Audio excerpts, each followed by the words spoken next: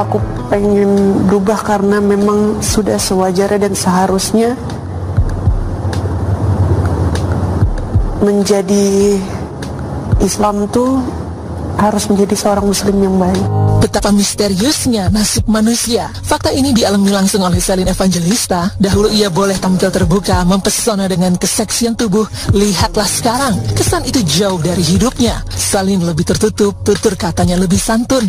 Dan yang terpenting tak ada lagi yang memandangnya sebelah mata. Kalau karena kejadian tertentu justru aku nggak merasakan dari itu ya, kayak cuman memang aku merasa diri aku sendiri. Kayak contohnya, aku kasih contohnya misalnya,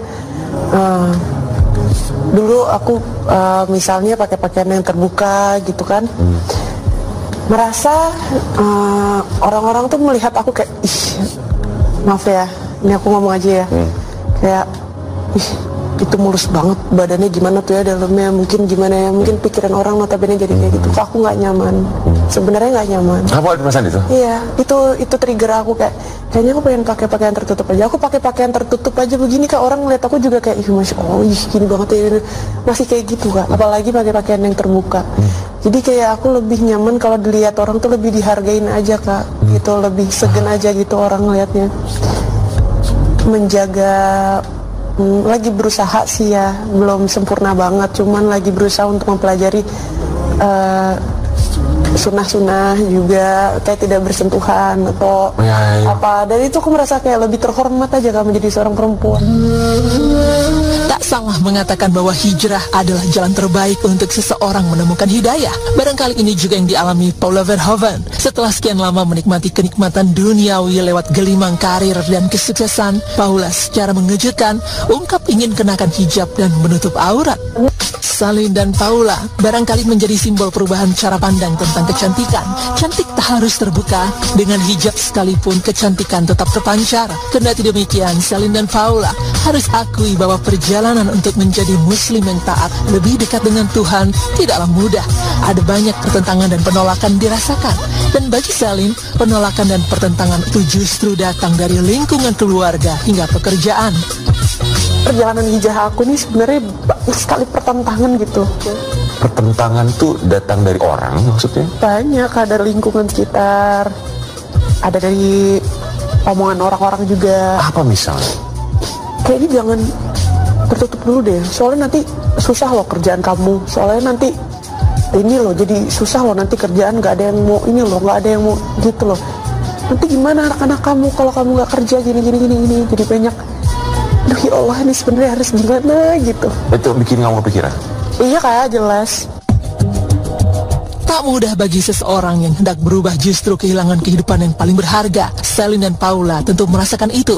Kehidupan yang baru tidak akan mudah diterima begitu saja. Bahkan dalam perjalanan menemukan hidayah, ada begitu banyak ujian. Salah satu yang teramat berat dan cukup mengguncang hati Paula ialah ketika niatnya untuk tampil menjadi istri soleha, mengenakan hijab dan menutup aurat. Di saat yang sama, Paula juga harus berhadapan dengan perceraiannya dengan Baim Wong. Ia dituding menduakan cinta Baim, padahal perbuatan itu tidak sama sekali dilakukan. Untung saja Paula bersikap arif, memilih mengalah. Sebab bagi Paula, kalah menang tetap jadi abu. Aku sayangkan ini kan berefek besar ke anak-anak gitu. Makanya kenapa selama ini saya memilih diam, itu untuk meredai itu semua gitu. Tujuannya. Dan buat apa nanti kita perang di media? Yang paling dirugikan itu pasti anak-anak satu, dan kedua ini semua akan jadi abu gitu, nggak ada yang menang, nggak ada yang kalah. Berbeda dengan Paula, Celine justru lebih dahulu mengalami keretakan rumah tangga bersama Steven William di tahun 2021. Bisa dibilang inilah tahun terberat Celine, ketika keharmonisan pernikahan dengan Steven bersama buah hati mereka diguncang badai perceraian. Kepergian Steven meninggalkan Celine membesarkan buah hati mereka seorang diri, menimbulkan banyak pertanyaan di publik. Hanya saja Celine selalu berusaha tutupi. Gak ada, cuma ada kerikil-kerikil kecil aja di dalam rumah tangga. Kayaknya semua orang yang berumah tangga juga pasti akan ngalamin hal itu. Jadi aku minta tolong doanya aja, semoga aku diberikan kekuatan dan semuanya baik-baik aja. Nggak tahu ya, gimana ya, nanti aja deh. Nanti aja. Nanti juga tahu sendiri. Komunikasi berarti so far masih baik. baik-baik, hubungan baik-baik ya. Kita baik-baik aja. Lumayan lelah, tapi mau gimana lagi ya.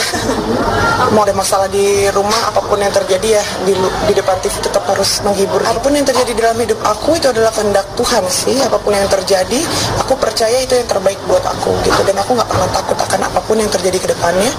Selama aku berserah sama Tuhan, begitu aja. Meski merasa semuanya baik-baik saja, Celine tetap tak bisa membohongi diri bahwa hatinya hancur ketika mendapati Steven gandeng wanita lain di luar sana. Air matanya tumpah, Celine yang mulainya mengalah akhirnya melawan dengan melesatkan sindiran pedas kepada Steven di sosial media. Tak sampai di situ, Celine pun akhirnya melayangkan gugatan cerai secara resmi pada 15 Juli 2021. 3 bulan kemudian, tepatnya 18 Oktober, Pengadilan Negeri Jakarta Selatan putuskan Celine dan Steven resmi bercerai. Oke, ya udah nggak usah. Kalau gitu nggak usah cerita. Ya udah selesai. Pokoknya nggak usah di DM lagi ke Celine. Berarti kalau Celine sudah memposting seperti itu, berarti dia ngerasa it's enough. Ya sudah cukup teman-teman. Tidak usah di DM lagi. Kenapa saya mau cerita nggak? Enggak. Ya udah nggak usah lah. Dari air mata aku tidak membalas. Jadi apapun yang aku posting itu kan bukan berarti aku bertujuan untuk dia. Kan di situ nggak aku tag dong nama dia ya kan. Bisa jadi itu aku berikan juga ke temen aku, atau mungkin aku memang punya apa di dalam masalah pekerjaan atau lingkungan pertemanan, circle aku gitu kan. Intinya nggak ada yang saling menyindir. Itu kan cuma repost, ya kembali lagi itu repost, bukan dia yang bilang, bukan dia yang mengetik, bukan dia yang bikin statement gitu. Pak, kalau misalnya itu mewakili dari statement sendiri seperti apa? Nah kalau itu silakan ditanya langsung ke orangnya, karena kan kalau aku sih merasa aku kenal dia ya nggak seperti itu gitu. Dia bukan tipikal orang yang ngeposting-posting apapun yang mewakili perasaan dia, apapun yang dia alami itu bukan dia banget gitu, posting-posting. Jadi kalaupun dia posting itu ya nggak ngerti. Tak ada yang lebih tabah dari sabarnya Celine. Tak ada yang lebih arif dari sikap mengalah Paula. Silih berganti alami ujian tak lantas membuat Celine dan Paula goyah. Satu-satunya cara untuk menyembuhkan luka hati ialah mendekatkan diri pada Allah Subhanahu wa Ta'ala. Paula akhirnya melakukan perjalanan umroh pada bulan Maret tahun 2024 lalu, sementara Celine menjalani umroh pada 15 Maret 2025. Dan inilah kesan mendalam yang dirasakan selama berada di Tanah Suci, tepatnya saat menunaikan ibadah di depan Ka'bah. Ada pengalaman spiritual apa ketika umroh pertama kali? Alhamdulillah. Kenapa yang ngebuat aku pengen terus ke sana? Karena di sana tuh kayak nggak ada dunia gitu ya. Maksudnya kita tuh cuman pikirin doa. Kita udah sholat asar belum ya? Ini jaga wudhu. Terus apa ya, di sana tuh ya udah nggak kemana-mana, nggak mikirin apa-apa ya, mikirin apa-apa gitu, cuman mikirin pengen ke masjid, pengen lihat Ka'bah, pengen sujud. Ketika mau ke sana banyak banget catatannya, semua udah kita pikirin, mau doain, dibikin list ya, doain. Pas sudah sampai sana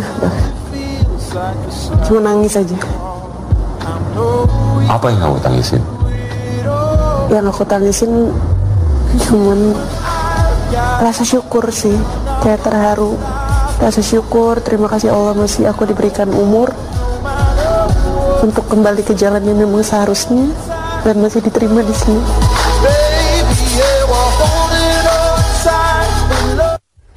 Masya Allah, setiap orang pasti punya jalurnya masing-masing dan juga prosesnya ya untuk mencapai kebaikan, dan kita hanya bisa mendoakan semoga mereka bisa istiqomah di jalan yang benar ya. Yes, betul sekali. Jadi kita juga sebagai pemirsa, kita juga bisa mendoakan mereka, itu kan juga adalah ibadah ya.